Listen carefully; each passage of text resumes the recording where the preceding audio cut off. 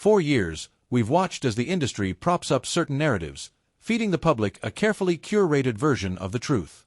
We've heard the rumors, the whispers, the half-truths disguised as reality.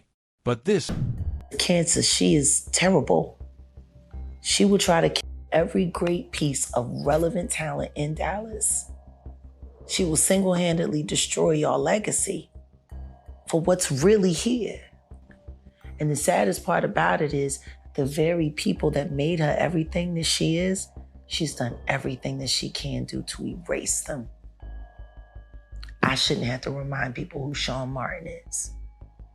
I shouldn't have to remind people who Daniel Jones was. I shouldn't have to remind people who a lot of people are from here. I wasn't even born and raised here. Tell me something, why was I the one to post Lucky Peterson, his last performance at Louie Louie over there in Deep Ellum? Why wasn't Erica there? Why doesn't she ever show up to any of the old blues shows that they had over at Fair Park just to be there to welcome the old timers in and say, oh my God, I grew up on your music? No, she's always too good. No, she only wants to bring what everybody is now saying is the clone version of Dave Chappelle so people can come pet him once a year at her celebrity petting zoo party, the birthday party. I don't even know if that's the real Dave Chappelle. She might have picked up the fake one. I don't know. Cheap as that bitch is me, I don't think she would have paid him, and he don't go nowhere for free.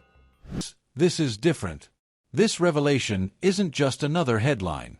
It's something deeper, something more dangerous, something that could shake the foundation of everything we thought we understood about Angie Stone's mysterious fate and Diddy's dangerous overstep. Let's talk about it. Let's talk about the way power is used to silence voices. The way influence is wielded like a weapon to control the narrative. The way people, artists, legends, pioneers, are erased from history the moment they no longer serve the agenda of those in control. Cancer. What really does make sense is that Diddy has had a long career of using pussy to trap niggas into making them do what he wants to do or using them to move them out the way. How is Faith Evans any different than Lauren London? So I will get back on my page tomorrow, not on a Sunday, but tomorrow, and everybody know some of my secrets that I have endured over the years. Nothing to hurt anyone else. With that being said, I would advise you not to log in 30 minutes for no mess, because that's something they pull together. Just like they told y'all I was a dead girl and I'm very much alive. It's because they're looking for numbers and they want you to pay for that information. Why you got to pay for it and I'm giving it to you? For all of you that want to hear some juicy stuff, give me a thumbs up. At hand is P. Diddy. I'll take you all the way back to the early 2000s when P. Diddy had just become an intern at Uptown Records, which was housed in MCA Music, which was where I just happened to have a publishing deal as an MCA songwriter. Woo! Can we get into it, guys? Unfortunately, what I have to say in revealing what I witnessed in that time period was a very young Sean Puffy Combs that had really been busting his chops. She is terrible. And no, I'm not just talking about the disease. I'm talking about a mindset, a poison, a force that creeps in, infects everything it touches, and leaves destruction in its wake. She preys on talent. She watches, waits, and when the time is right, she strikes, doing everything in her power to crush the next great artist before they can even rise. She will single-handedly dismantle legacies. She will erase everything great that was built before her, just to make room for her own name. And the saddest part, the most heartbreaking part, about it or do about it. How does Common sit around and pretend like he's a prolific black rapper when all you've done is line up amazing black women to move them out of the way when they don't go the way the Illuminati wants them to go, like Lauryn Hill? The very people who made her who she is, the very foundation of her success, she has done everything in her power to erase them. I shouldn't have to remind people who Sean Martin is. I shouldn't have to remind people who Daniel Jones was. I shouldn't have to remind people of the many names that shaped this city, this culture, this industry. But here we are. And why? Why are we still having this conversation? Why are we still watching as history is rewritten before our eyes? These are names that should never be forgotten. These are people whose contributions should be honored, respected, and remembered. Yet somehow, their stories have been buried. Their legacies have been ignored. Their impact, silenced. And for what? For power, for ego, for the illusion of control. I wasn't even born. R&B singer Angie Stone has died in a car crash. We're told she had just finished a concert in Mobile, Alabama Friday, was heading to Atlanta when the van she was riding in crashed. It's still not clear why they crashed or how the other people in the van are doing. The Grammy-nominated artist was known for songs like Wish I Didn't Miss You and No More Rain. She was also a member of the female hip-hop trio The Sequence. Angie Stone was 63 years old. We live in a world that no longer has an Angie Stone in it. That to me is absolutely wild. While I've seen a bunch of videos online talking about conspiracy theories as far as her being the only person in a 9-passenger Sprinter van to die in a horrific accident, I'm more concerned about two things.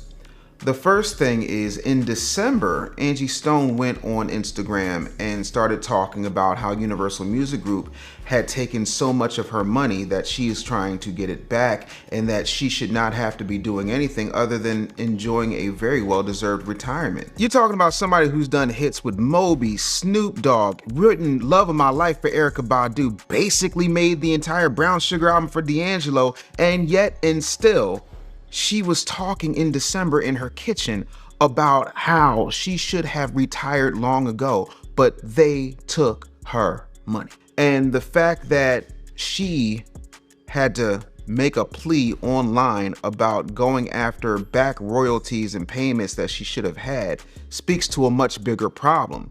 And that problem is black artists do not have the infrastructure to stop predatory record deals from happening. That's why people like Sir Lucian Grange and Clive Davis and Leor Cohen and Jimmy Iovine and others, because there's a long laundry list of these types of people who continue to take advantage of the record industry as long as there's been a record industry. And raised here, yet I seem to care more about preserving the truth than those who have called this place home their entire lives. And that's the real tragedy, isn't it? That those with the most power to protect history are often the ones most eager to erase it. Tell me something. Why was I the one to post Lucky Peterson's last performance at Louis Lou Louis in Deep Ellum? Why was it me? Where was everyone else? Where was Erykah? Why doesn't she ever show up to the old blues shows at Fair Park? Not to perform. Not to be the center of attention. Not to take the spotlight. Just to be there. To stand in the presence of something greater than herself, to acknowledge the roots of the very music she profits from, to honor the legends who came before her. But no, that's not how it works, is it? Can we make albums without a sexual assault involved? Can we make albums without peeping toms looking in girls' green rooms and dressing rooms? Can we make albums without the girls in the videos being sodomized right before they were thrown on camera and told to smile? Otherwise, they were gonna get sodomized again, but sniff this shit and you'll be okay.